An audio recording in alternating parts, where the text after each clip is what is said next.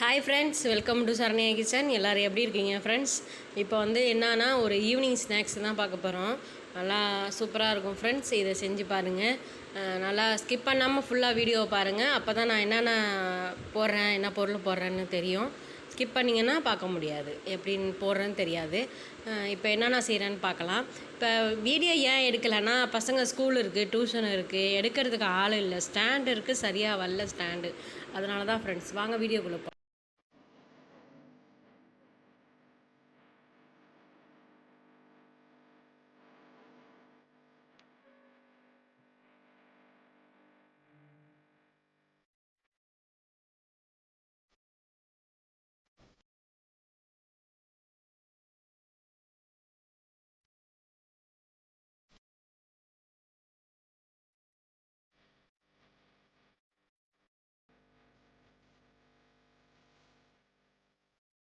இப்போ என்னென்ன தேவையான மருந்து பார்க்கலாம்.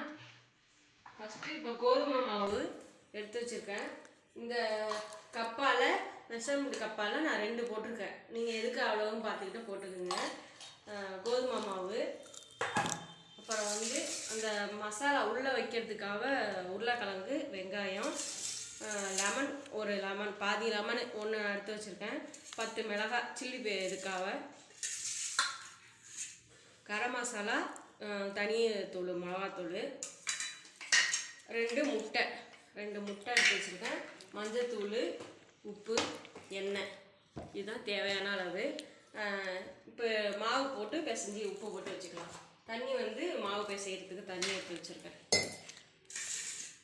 இப்போ வந்து உப்பு போட்டுக்கலாம். உப்பு தேவையான அளவு உப்பு போட்டுக்கலாம். சும்மா கொஞ்சோண்டு போட்டுக்கிட்டால் போதும். இந்த மாவுக்கு தகுந்தாப்புல போட்டுக்கணும். இப்போ நல்லா பிசைஞ்சிக்கிட்டு தண்ணி ஊற்றி கொஞ்சம் கொஞ்சமாக நம்ம சப்பாத்தி மாவு பிசையோம்ல அந்த மாரி பண்ணி பிசைஞ்சி வச்சுக்கணும். நான் உருளைக்கிழங்கு வந்து வேக வச்சுட்டேன்.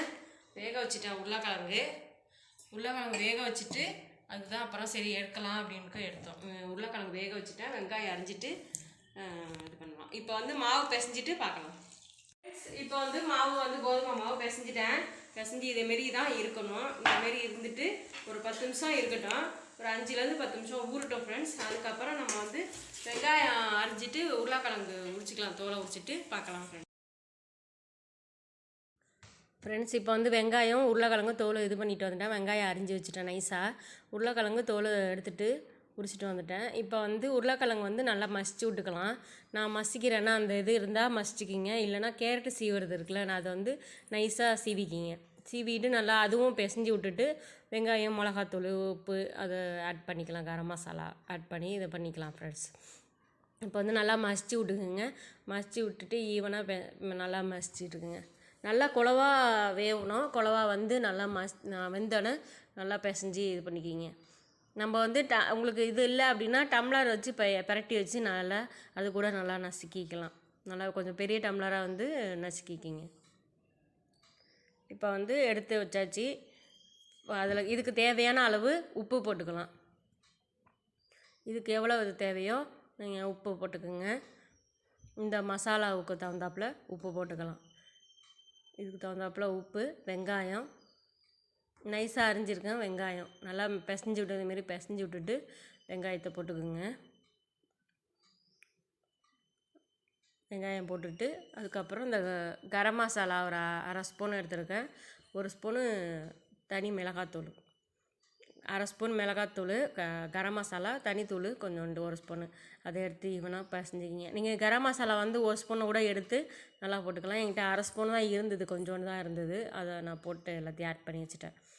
இது கொத்தமல்லி கூட நீங்கள் சேர்த்துக்கலாம். என்கிட்ட கொத்தமல்லி இல்லை, அதனால் சேர்க்கலை. இந்த டயத்தில் நீங்கள் கொத்தமல்லி சேர்த்து பிசைஞ்சு வச்சுருங்க. என்கிட்ட கொத்தமல்லி இல்லாத வச்சு கருவேப்பிலை போட்டிருப்பேன். ஒரு 4 கருவேப்பிலை 2 அப்படியே உடச்சி கருவேப்பிலை போட்டிருப்பேன். நீங்கள் வேணால் கருவேப்பிலோட ஆட் பண்ணிக்கலாம். அதுவும் நல்லா தான் இருக்கும். நல்லா இந்த மசாலா இதுக்கெலாம் நல்லா தான் இருக்கும் ஃப்ரெண்ட்ஸ். ஈவனாக பிசைஞ்சிக்கிங்க. நல்லா ஈவனாக பிசைஞ்சு விட்டுக்குங்க. நல்லா அவ்வளோதான் ஃப்ரெண்ட்ஸ். இப்போ பிசைஞ்சிட்டு நல்லா பிரட்டிக்கிட்டி நல்லா வச்சாச்சு ஃப்ரெண்ட்ஸ். இப்போ கொஞ்சம் கொஞ்சமாக நம்ம வந்து ஆட் பண்ணி நல்லா இது பண்ணிக்கலாம். சப்பாத்தி மாவு வந்து நீங்கள் திக்காகவும் தைக்கக்கூடாது, ரொம்ப மெலிசாவும் தைக்கக்கூடாது. மீடியம் சைஸில் சப்பாத்தி தைக்கணும் ஃப்ரெண்ட்ஸ். லைட்டாக ரொம்ப தைக்கக்கூடாது சப்பாத்தி. இப்போ பாதி லெமன் எடுத்து இந்த விதையை எடுத்துகிட்டு லைட்டாக அப்படியே போட்டு பிசைஞ்சிக்கிறேன். ரொம்ப போட வேணாம் லெமனு. அந்த விதையை எடுத்துகிட்டு பாதி லெமன் போட்டுக்கலாம். நான் ஒரு லெமன் எடுத்தேன்னா பாதி லெமன் போதும். ஏன்னா ரொம்ப அந்த ஸ்மெல் வரும் லெமன் வாசனை. அதனால் பாதி லெமன் போட்டால் போதும். அந்த டேஸ்ட்டு கொடுக்கறதுக்கு தான். உங்களுக்கு லெமன் அந்த புளிப்பு இனிப்பு எல்லாமே இருக்கும்பாங்களா, அதை மாதிரி தான் காரம் அந்த இதுமாரி இருக்கும். அவ்வளோதான் ஃப்ரெண்ட்ஸ். இதை வந்து நல்லா பிசைஞ்சு நல்லா இது பண்ணிக்கலாம். அதையும் லெமனும் போட்டு பிசைஞ்சிக்கலாம் ஃப்ரெண்ட்ஸ். இப்போ வந்து கருவேப்பிலை நைஸாக ஒரு 2-3 கட் பண்ணி வச்சுருக்கேன். இதை அப்படியே போட்டுக்கலாம். கொத்தமல்லி இல்லை, அதனால் நான் கருவேப்பிலை போட்டிருக்கேன். ஒரு வாசனைக்காக நல்லா இருக்குமேன்ட்டு போட்டிருக்கேன் ஃப்ரெண்ட்ஸ். அவ்வளோதான். இப்போ வந்து மாவு நல்லா சாஃப்டாகிடுச்சு. இப்போ வந்து இது நல்லா 2 எடுத்துப்போம். 2 எடுத்துட்டு இதை உருட்டிக்கலாம். அப்படி இதை ஃபுல்லாக உருட்டிக்கிட்டு இதை அப்படியே இப்படி வச்சுக்கலாமா.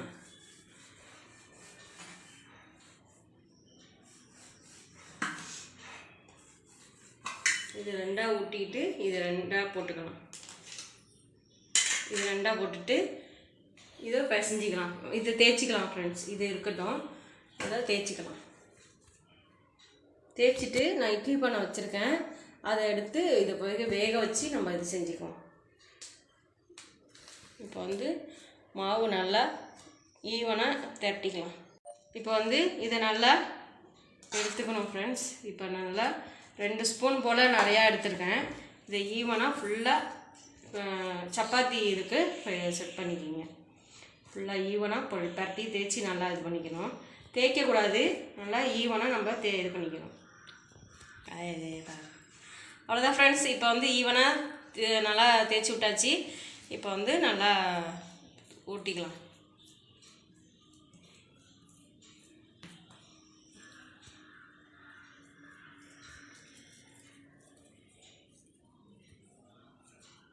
நல்லா சூப்பராக இருக்கும் ஃப்ரெண்ட்ஸ். செஞ்சு சாப்பிட்டு பாருங்கள். ஈவினிங் ஸ்நாக்ஸ் பிள்ளைங்க வந்தால் கூட ஸ்கூல் விட்டு வரப்போ கொஞ்சம் ஃபில்லிங்காக இருக்கும். வந்து ரெடி பண்ணி வச்சுருந்தீங்கன்னா வந்து சாப்பிடவும் ஃபில்லிங்காக இருக்கும். நல்லா இருக்குன்னு சொல்லுவாங்க. நல்லா சாப்பிடுவாங்க. இப்போ வந்து நல்லா ஃபுல்லாக இது பண்ணியாச்சு. இப்போ வந்து இதை வந்து இப்படி திரட்டிக்கணும். நல்லா இதை வந்து நல்லா இப்படி ஃபுல்லாக இது பண்ணிக்கணும். எனக்கு வந்து இந்த இடம் ஓரத்தில் வரமாட்டேங்குது. அவ்வளோதான் ஃப்ரெண்ட்ஸ். ஓரம் வந்து நம்ம கட் பண்ண போகிறோம், அதனால் கரெக்டாக வரும். நல்லா டைட்டாக போடணும் ஃப்ரெண்ட்ஸ். நல்லா டைட்டாக போட்டு இந்த இடம் அமுக்கி விட்டுருங்க. அமுக்கி விட்டுட்டு இந்த ஓரம் நமக்கு தேவையில்லை, லைட்டாக எடுத்துக்கலாம்.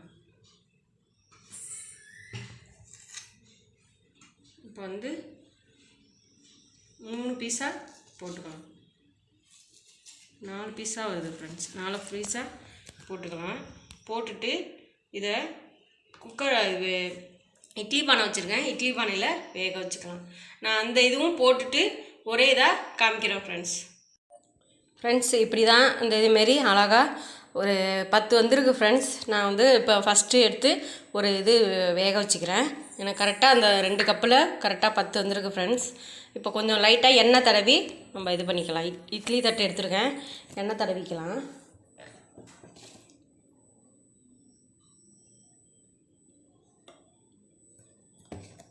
ஃபுல்லாக ஈவனாக நம்ம எண்ணெய் ஃபுல்லாக எல்லா குழிக்கும் தடவிக்கலாம்.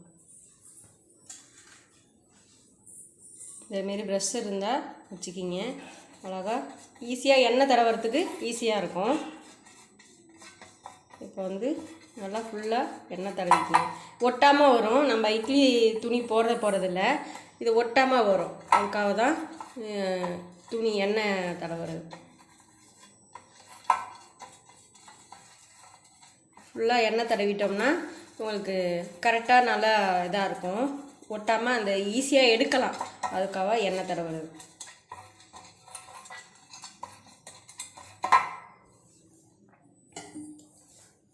இப்போ வந்து இந்த இதெல்லாம் எடுத்து வச்சுருக்கோமா, இது ஒன்று ஒன்றா அப்படியே எடுத்து வச்சிடலாம். இட்லி பானை வேக வச்சுருக்கேன், இட்லி பானை வச்சுருக்கேன் அடுப்பில். இதை வேக வச்சுக்கலாம்.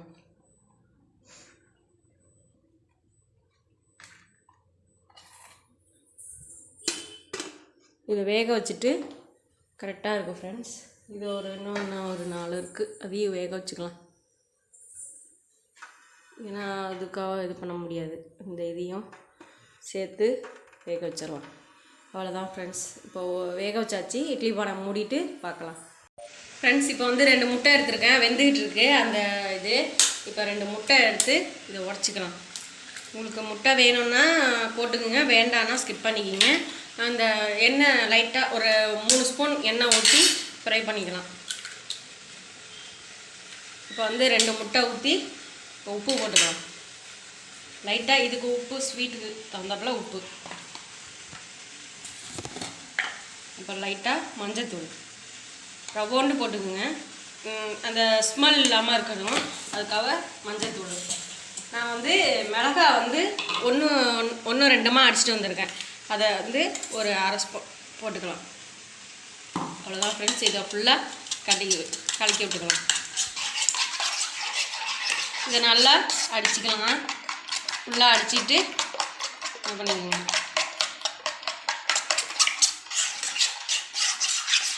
அது வெந்துகிட்ருக்கு. வெந்துட்டு அதை இதுக்கப்புறம் இந்த வச்சு இது பண்ணிக்கலாம் ஃப்ரெண்ட்ஸ். வேகட்டும் ஃப்ரெண்ட்ஸ். இப்போ வந்து நல்லா வெந்துருச்சு பாருங்கள்.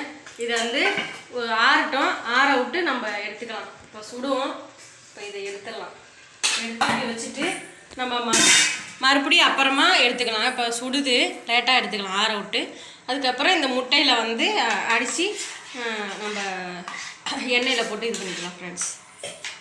உங்களுக்கு முட்டை வேண்டாம், முட்டை சாப்பிடல அப்படின்னா இதை வந்து வெந்து அப்படியே எண்ணெயில் லைட்டாக ஃப்ரை பண்ணிவிட்டு அதுக்கப்புறம் பசங்கள்கிட்ட சாஸ் கொடுத்து பசங்கள்கிட்ட கொடுத்துருங்க, நல்லாயிருக்கும். நான் முட்டை போட்டிருக்கேன் நான். இப்போ வந்து நல்லா ஆறிடுச்சு ஃப்ரெண்ட்ஸ். இப்போ வந்து என்ன பண்ணோம்னா இதை வந்து நல்லா இதில் வந்து பெரட்டி நம்ம வந்து அந்த எண்ணெயில் போடணும். எண்ணெய் போட்டு காமிக்கிறேன், இருங்க வரேன்.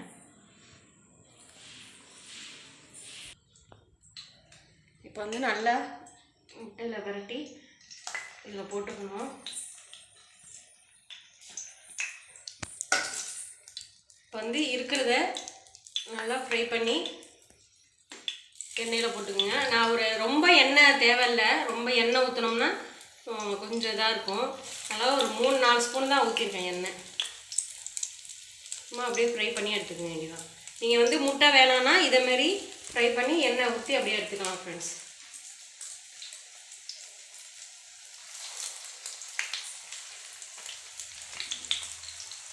அவ்வளோதான் ஃப்ரெண்ட்ஸ். இங்கே வந்து இப்போ பெரட்டி போட்டுக்கலாம். இதை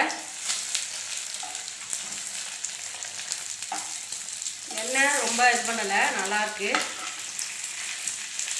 லைட்டாக என்ன பண்ணணும்னா நம்ம பெரட்டி இது பண்ணிக்கணும். ஏன்னா வந்து இந்த இடத்துல வேகாது. நல்லா இப்படி வச்சுக்கிட்டிங்கன்னா கரெக்டாக வேகும்.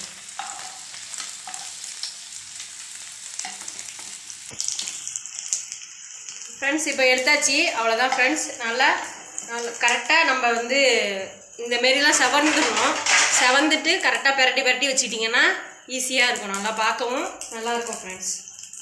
இப்போ வந்து எண்ணெயும் குடிக்கல, நல்லா அழகாக சூப்பராக இருக்குது பாருங்கள்.